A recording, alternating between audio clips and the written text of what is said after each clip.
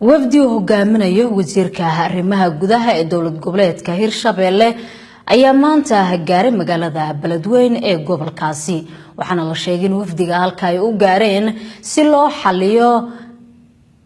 dagaal beeleedyo markaa maalmihii ugu dambeeyay deegaanadaasi ka jiray haddaba war arrinka ku aadan Cabdulqaadir Cumar Nadaara ayaa inoo soo diray wasiirka arrimaha gudaha dowlad goboleedka Hirshabelle ayaa maanta soo gaaray magaalada Beledweyne ujeedku wasiirku u soo gaaray magaalada Beledweyne ayaa ah sidii uu uga qayb qaadan lahaa xasilinta dagaalka ka soconaya deegaanka Banyaale ee gobolka Hiiraan soo dhaweynta wasiirka ayaa waxaa ka hadlay gudoomiyaha degmada Beledweyne gudoomiyaha arrimaha bulshada ee gobolka Hiiraan Sheekh Xuseen Cismaan Cali iyo waliba gudoomiyaha gobolka Hiiraan Cumar Aadan Ibrahim Baadiyow waan idin soo dhaweynaynaa idinkaan ma aragtay insha Allah ta'ala dalkiina baad timaadeen baahi badan ayaa idin qaba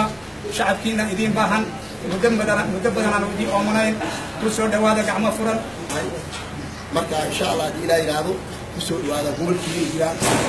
ku soo dhawaada magaalada Beledweyne magaaladiina ku soo dhawaada runtii waxaan ku soo dhaweynay si Hiiraan ku soo dhaweynay ee boqorka waxaan ku soo dhaweynay marka hore soo dhawaada gobolka Hiiraan gaar ahaan degmada Beledweyne mar labaad waxaan u timideen arrin xasaasi ah ضد ولا اسكو دحاي waxaan rajaynaynaa inaan ka wada shaqeyno sabab ka helayna marka dagaalada ugu dhigayna taas marka hore soo dhaweyntii iyo mataqaanaa marxaba lana soo dhawaado waxaan soo wada qaybsan karnaa insha Allah ta'ala wixii oo mataqaanaa fikradii wax tusaalana dib baa isku qaybsan doonaa assalaamu alaykum sidoo kale waxa halkaasi ka hadlay qaar ka mid ah wasiirada dowlad goboleedka Hirshabelle oo qayb ka ah wafdiga maanta soo gaaray magaalada Beledweyne waxaana ay baaq u direen maleeshiyaadka ku dagaalamaya deegaanka Banyaale ee gobolka Hiiraan oo dhibaatada ka jirta oo ay u dhimaan lahayd oo Ilaahay waxaan ka tuugaynaa in dhibaatada intii hore alla loogu celiyo kuwa dhintana alla u naxariisto kuwa dhaawaca oo dhibanna Ilaahay waxaan uga tuugaynaa in Ilaahay caafiyo waxaan ugu baaqayaa dadka walaalaha oo bashar hadalnaa jooga oo islaamka ha isdilina wax kastoo iska halaysiin ha isdilina anagu waftigaana waxaan ka koobanahay 3 wasiir iyo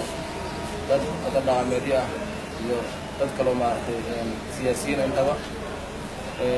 ujeedaduna waxay tahay inaan ka hortagno ama insha Allah wixii dhacay oo ka dhacay wax kamaysan ka dhicin dhibaatadii ka dhacday Banyaale ugu dambeyn wasiirka arrimaha gudaha dowlad goboleedka Hirshabelle oo goobta ka hadlay ayaa sheegay inay ku wajahan yihiin deegaanka ay ku dagaalameen beelaha waxaana uu sidoo kale maleeshiyaadkaas ugu baaqay inay si degdeg ah ku joojiyaan dirirtaasi marka waxaan rabnaa sida ugu dhaqso badan in la diyaar garoobo maamulka iyo madaxda ciidamada iyo cid allaale cidii joogta gabdhaha maaragtay waa dhib kala gaaray akhyaartoori hadana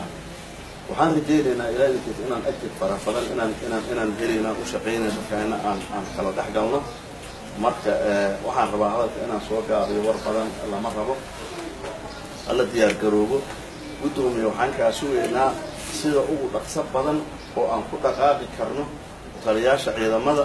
cidii maqan maana inta joogta wixii imkaaniyad heli karo in la diyaar gareeyo sida ugu dhaqso badan aan u dhaqaaqna adanka suugaynaa